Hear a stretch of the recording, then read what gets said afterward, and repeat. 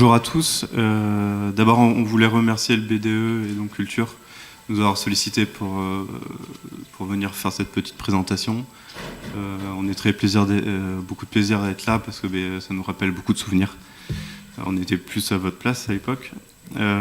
Donc à l'agence, on est 4 architectes. Donc Philippe n'est pas là, donc vous avez Michel, Roberto et moi-même Antoine.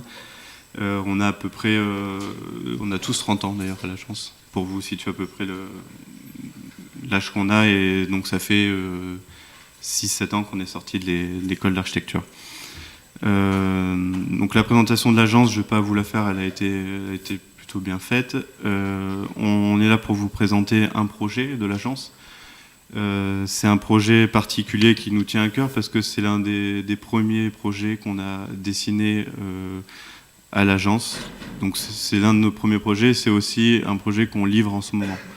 Donc l'agence, elle a 4 ans, précisément la société en elle-même. Donc ça fait 4 ans que le projet est dans les cartons et qu'il évolue, et aujourd'hui on est en train de livrer. Donc il retrace un peu le parcours de l'agence. C'est un projet qui est aussi pour nous très formateur. Comme je vous l'ai dit, il a duré 4 à 5 ans à peu près, donc c'est aussi un petit clin d'œil aux études qu'on fait à l'école d'architecture. Vous allez passer en moyenne 5 ans à l'école d'architecture de Bordeaux. Il faut savoir que ce projet, il nous a pris autant de temps, donc c'est un projet qu'on considère très constructif et très formateur pour l'agence.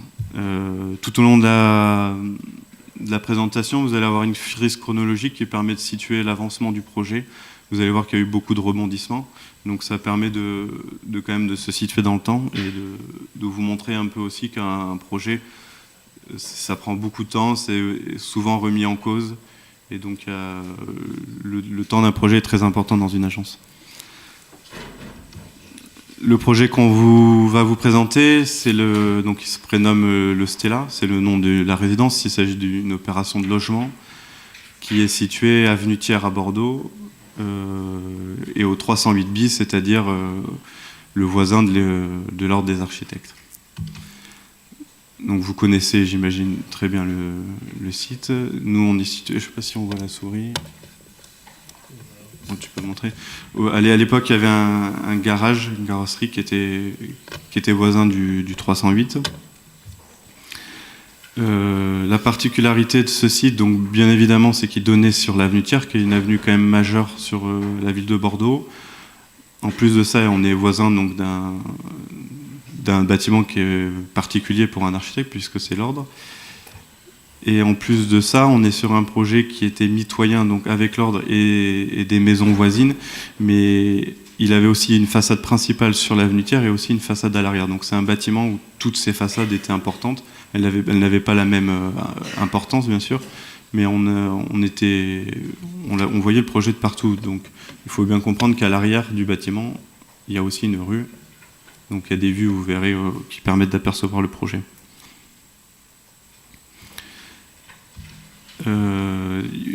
Comment est venu ce projet ? Donc ça faisait à peine un an que la société est créée. Un promoteur est venu nous voir et à l'agence nous a dit les jeunes, j'ai un terrain à vous proposer pour faire une opération de logement. Donc nous on était très contents, parce que c'était dans nos premières commandes, et on s'est aperçu très vite que c'était donc un projet qui était voisin de l'ordre des architectes. Donc on avait quand même une certaine responsabilité et il faut le dire, un peu la pression quand même, parce qu'il ne fallait pas se planter. Voilà. C'est à toi, Michel. Et là, du coup, on s'est confronté, on va dire, à l'exercice d'un projet classique qui va se faire. Dans un premier temps, c'est la faisabilité. C'est-à-dire que le promoteur vient nous voir, ou un client, lambda, et il nous dit, j'ai cette parcelle, qu'est-ce que je peux en faire ? Donc, on analyse le PLU. J'imagine que vous savez tous que c'est un PLU, ou du moins en quoi ça consiste. À l'époque, c'était l'ancien, donc c'est plus celui qui est en cours aujourd'hui, qui a eu plusieurs rebondissements. Et de manière très simple, on va dire, il y avait une bande A qui était constructible sur 17 mètres, je crois, oui. Et le reste, c'est la bande B qui est inconstructible avec un pourcentage de pleine terre. Donc, on regarde ça, déjà on commence à voir juste d'un point de vue légal, qu'est-ce qui est possible d'être fait. Et par rapport aux voisins aussi, comment on peut insérer ce bâtiment ou avoir une idée de bâtiments. De hauteur aussi, c'est-à-dire que ce PLU permettait de monter à 15 mètres.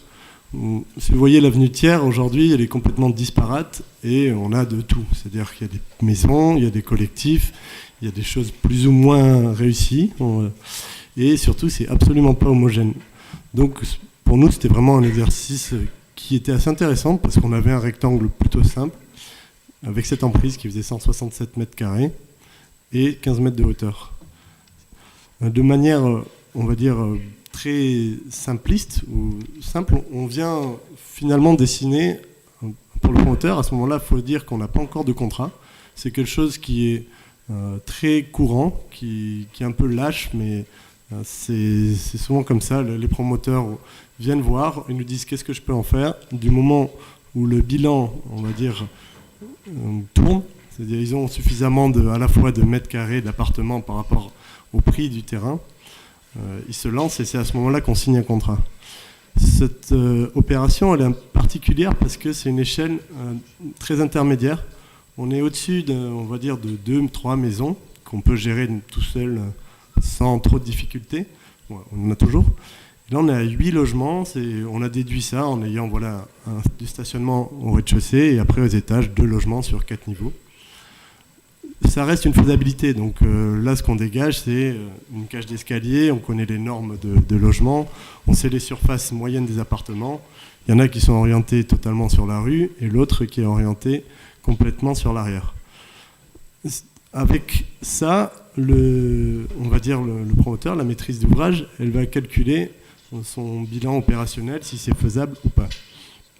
Dans ce cas de figure, c'était faisable. Donc, eux, on a fait une proposition, on a estimé le bâtiment, mais qui était un ratio, puisqu'on ne savait pas encore ce qu'on allait y faire.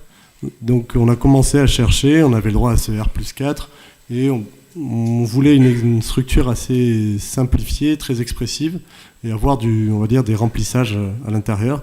Donc, différents, on va dire, travail de recherche ont été faits à la fois en maquette, donc papier directement ou numérique, et après de remplissage. Alors c'est drôle parce que là, quand on revoit ces images, on se dit qu'il y a des choses qui sont totalement inconcevables, mais on essayait de les penser. C'est trop petit pour voir, mais il y a de la faïence, il y a de la brique dure, il y a du parpaing, et la dernière, c'est le bois. Je crois, celle qui est le plus à droite, sur laquelle on avait opté parce qu'on trouvait donc que c'était déjà faisable et il fallait trouver une économie de projet où on n'y passait pas trop de temps non plus. Donc, à partir de ce moment-là, on va dire, le contrat est signé avec le promoteur. Ce qui est un peu difficile, c'est les paiements se font généralement à la fin de chaque mission, mais ce qui est très courant, c'est que les promoteurs payent quand le permis est accepté. Donc c'est le jeu du chat et de la souris, il faut l'accepter ou pas. Mais on va dire quand on commence et qu'on a accès à des chantiers comme ça, on ne va pas les refuser directement. Donc c'est presque une part de communication, c'est-à-dire c'est du temps qu'on investit et il y a un retour sur investissement qui se fait bien plus tard. Si tu peux passer après. Quand on était d'accord, on est allé présenter le projet en amont aux architectes conseils de la mairie de Bordeaux, qui nous l'ont validé parce qu'ils respectaient en tout point le PLU. L'esthétique, on va dire, leur plaisait. On correspondait à la fois donc, à tout ce qui était les locaux techniques, que ce soit le stationnement, la poubelle, les vélos. Donc, on va dire d'un point de vue qui était purement urbain et réglementaire, c'était bon. Quand on arrive à ce stade-là, en fait, on demande une commission d'avant-projet. C'est pour les projets d'une taille un peu plus importante que 2-3 maisons.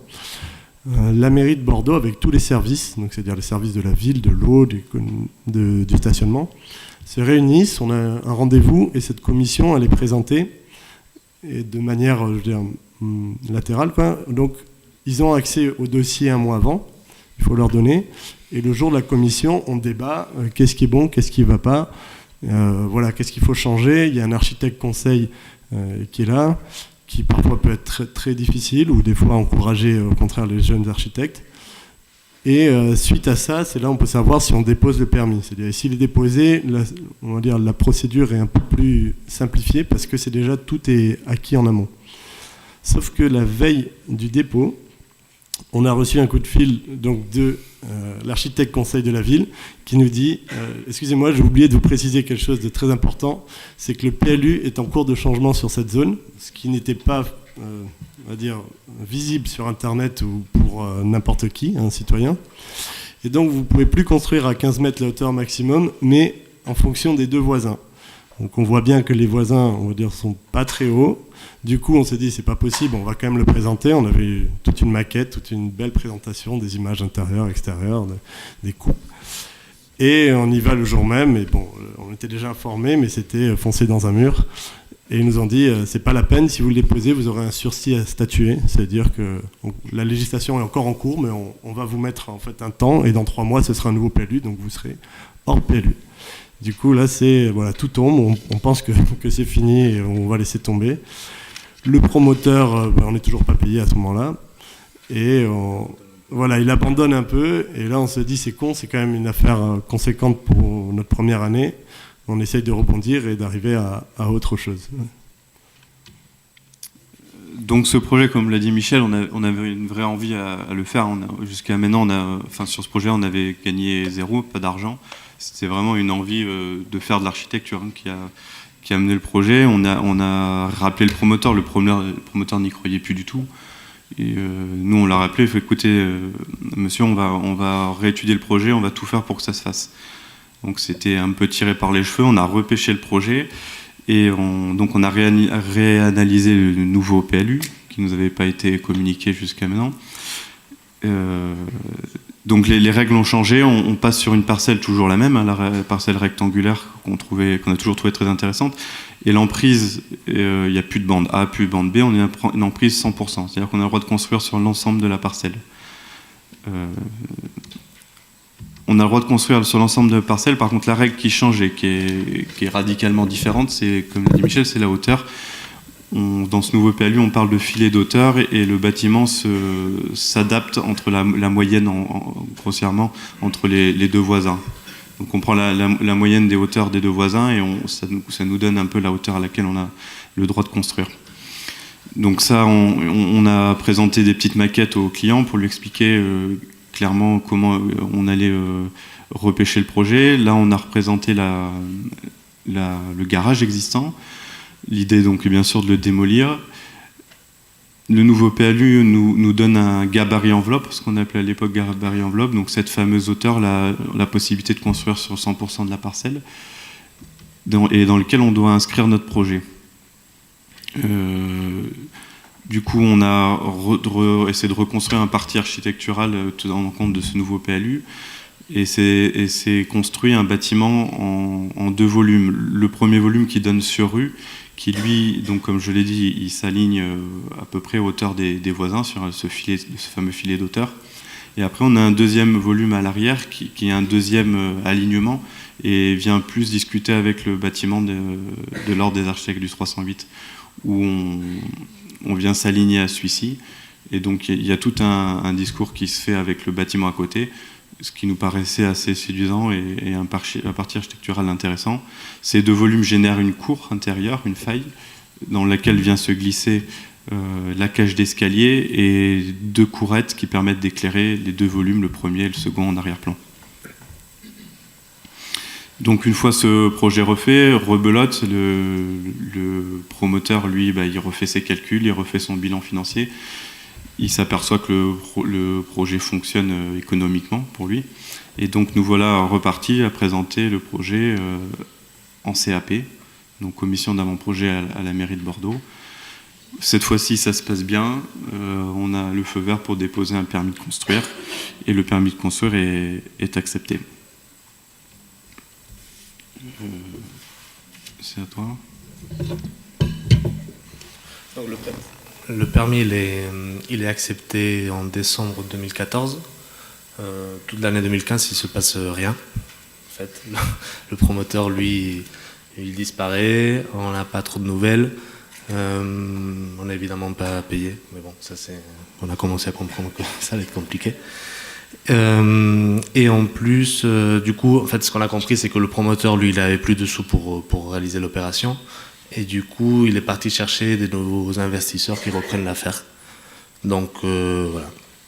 Du coup, arrivé 2016, la situation se débloque.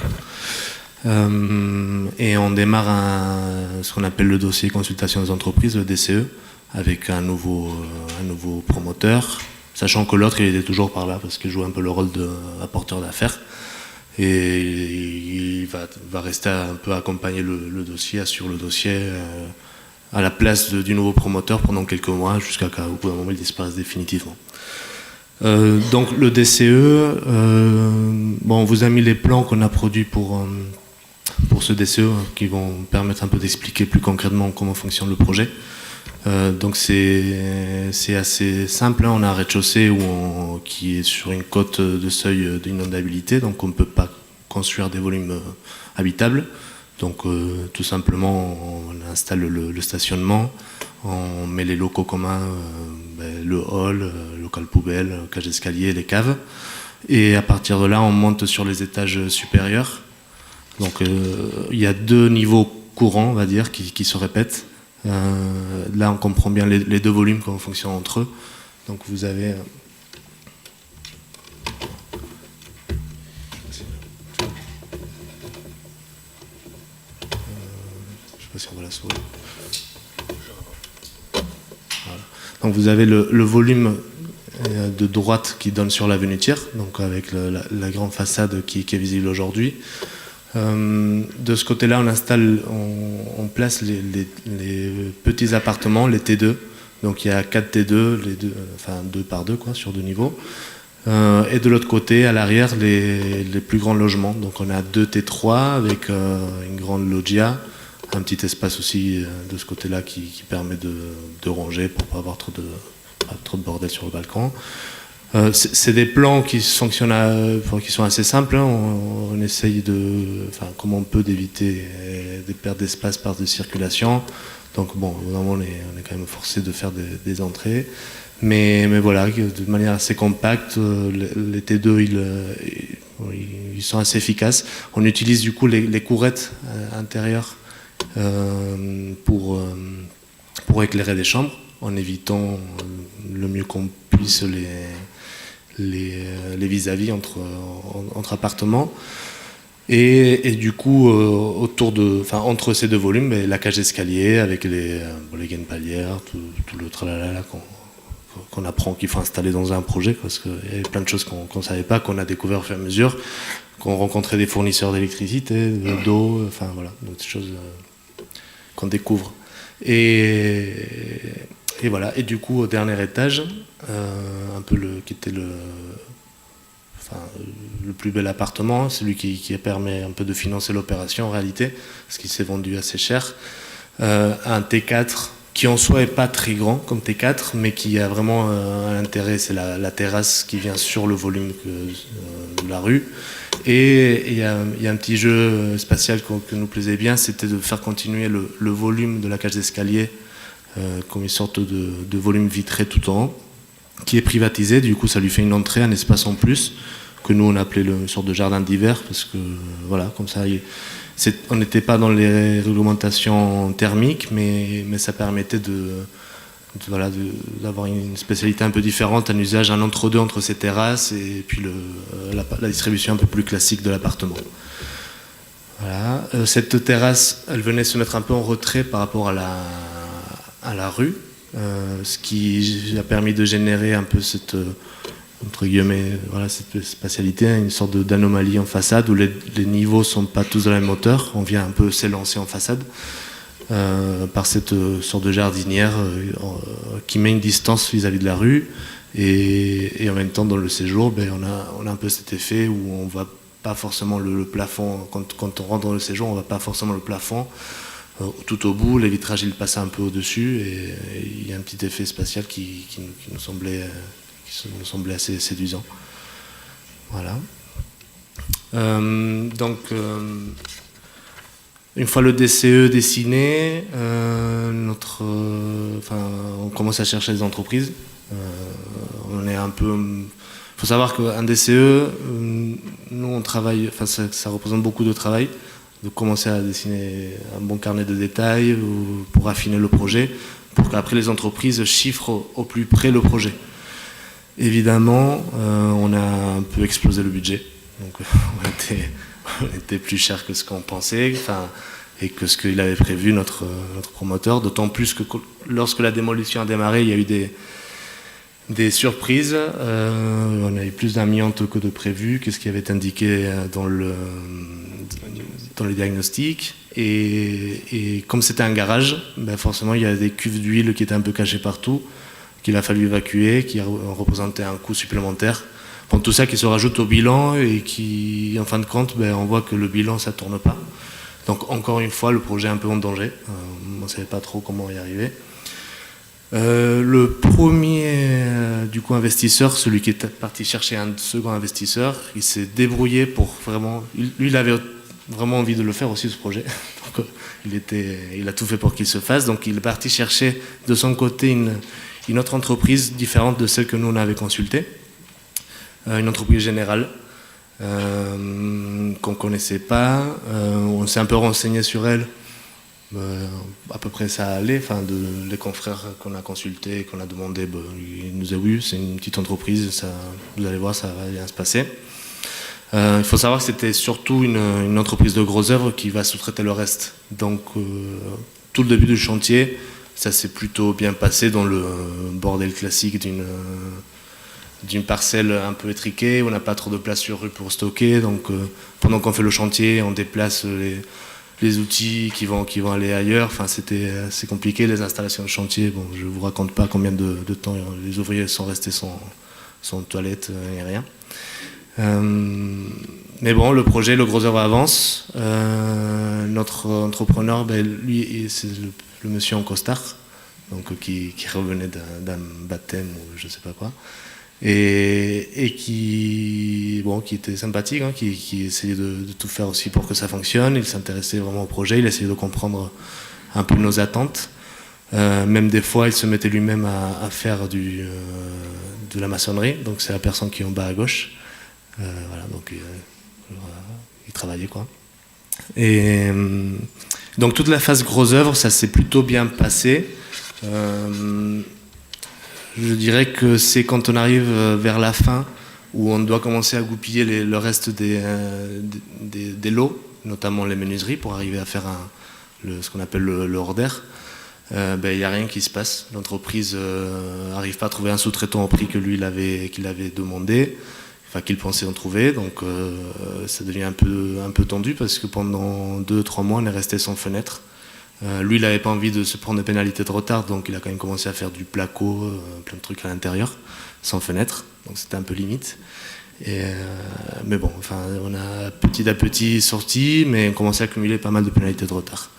Donc là, en fait, on ne le voit pas trop, mais à travers les percements, on devine des plaques de placo qui commencent à être installées. Donc c'est vraiment pas dans l'ordre des choses, mais bon, des fois, ça arrive. Et en plus de ça, donc entreprise de gros œuvres qui est plutôt calée en gros œuvres, mais qui est pas très bonne pour tout le reste. Donc par exemple la serrurerie, il a trouvé un sous-traitant qui a fabriqué une grille, la grille qui est en rez-de-chaussée. Il l'a installée pas du tout là où il fallait. Donc là, le débord qu'on voit vers la gauche, en fait, on est sur le domaine public. Donc il a fallu déposer la grille. La deuxième fois, il l'a posée trop à l'intérieur, donc il a fallu la redéposer pour l'installer une troisième fois pour l'endroit. Entre-temps, comme il a cassé un peu la grille, il a repeint à la bombe, il a peint le béton. Enfin, des éléments qui allaient rester apparents, donc moi j'étais un peu dépité, quoi. Donc cette phase du chantier a été un peu dure. On a fini par virer ce sous-traitant. Sur la deuxième diapo, on avait encore une belle œuvre du sous-traitant avant qu'il disparaisse, où il nous a installé ses mains courantes en faisant un carnage sur tous les doublages. Enfin, c'était un peu chaud, quoi. Bon, et quand on est là, on se dit qu'il y a toujours un peu de marge de manœuvre pour rattraper les choses, quoi. Donc on n'est pas complètement dépité, mais bon, les choses se passaient pas très bien. Finalement, quand le bardage sur rue, les menuiseries d'abord, les bardages sur rue sont venus, c'est vrai qu'on a commencé un peu à respirer, malgré les mois de retard qu'on avait. Mais bon, le bâtiment commence à ressembler à ce qu'on voulait. Et bon, on commence à être un peu dans les couloirs. Donc c'était un peu la phase la plus agréable de cette fin de chantier. À partir de là, il y a des finitions à l'intérieur qui sont plutôt... Bon, c'était un peu compliqué, mais on ne va pas non plus rentrer dans tout le détail. Et pour une fin de chantier qui a eu lieu, enfin qui est en train d'avoir lieu, parce que moi je retourne une fois par semaine encore, parce qu'il y a des petites retouches, les gens y habitent, mais forcément il y a des remarques sur des petits trucs, donc il faut retourner un peu. Mais bon, finalement le bâtiment est là, nous on est plutôt satisfait de ce qui s'est été construit, malgré toutes les aventures. Et voilà, donc on vous a mis à la fin une série de photos là qu'on vient de faire par notre photographe Agnès, qui montre un peu que finalement on est plutôt content de ça, quoi, d'avoir réussi à le mener jusqu'au bout, le projet, qu'il a vraiment, on trouve sa place dans l'avenue Thiers, et voilà, pour un premier projet fini parmi les derniers, on est plutôt content. Voilà, on va vous faire défiler les photos.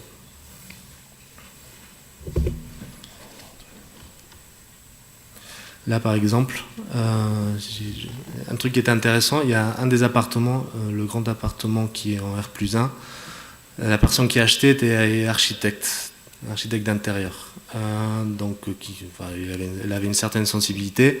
Moi j'avais proposé pendant le chantier aux acquéreurs que je croisais, qui venaient voir de temps en temps, s'ils souhaitaient qu'on garde le béton apparent au plafond, parce qu'au final on était en béton apparent à la base, et puis les gens, dans le marché c'était conclu qu'on allait peindre, quoi, pour faire une finition un peu plus normale, quoi, parce que plus habitué dans les marchés. Mais moi à chaque fois je présentais ça comme une option, parce qu'au final c'est un peu plus qualitatif, je trouve. On peut arriver à faire quelque chose d'un peu différent que du logement de base. Elle a souhaité faire ça. En plus, elle s'est payé un carrelage qui était assez intéressant dans tout l'appartement. Et du coup, il y a un jeu de gris comme ça, avec ce bandeau blanc qui sont les doublages et les cloisons. Et pour un appartement qui n'était pas forcément le meilleur, parce qu'il est en R+1, il a une vue sur la cour directe, il n'a pas vraiment de vue. Dès qu'on monte au niveau suivant, on commence à voir vraiment un paysage assez étonnant. Elle n'a pas grand-chose de vue. Et en même temps, ce choix de partir sur béton, carrelage gris en bas, ça lui a permis aussi de lui donner un peu de plasticité à l'appartement, et lui donner un petit plus. Ici, on est à l'étage, donc dernier appartement qui donne sur la terrasse.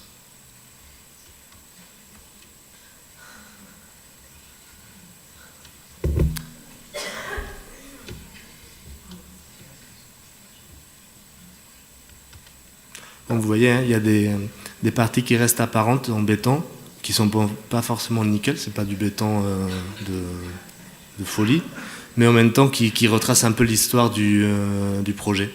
Enfin, nous on trouve, je sais que la personne qui a acheté, elle va tout réenduire sur ses murets, et puis elle aura une finition lisse. Elle n'a pas envie de voir tout ce qui s'est passé, mais moi quand je vois ces photos, c'est vrai que on se rend compte que le chantier c'est humain, qu'il y a vraiment des gens qui passent, qu'on n'a pas eu tous les moyens qu'on aurait souhaité, mais en même temps ça crée une strate de plus, quoi, dans la ville, quoi, chaque bâtiment, et puis avec des petites lignes entre les deux où tu commences à voir ce qui s'est passé en réalité.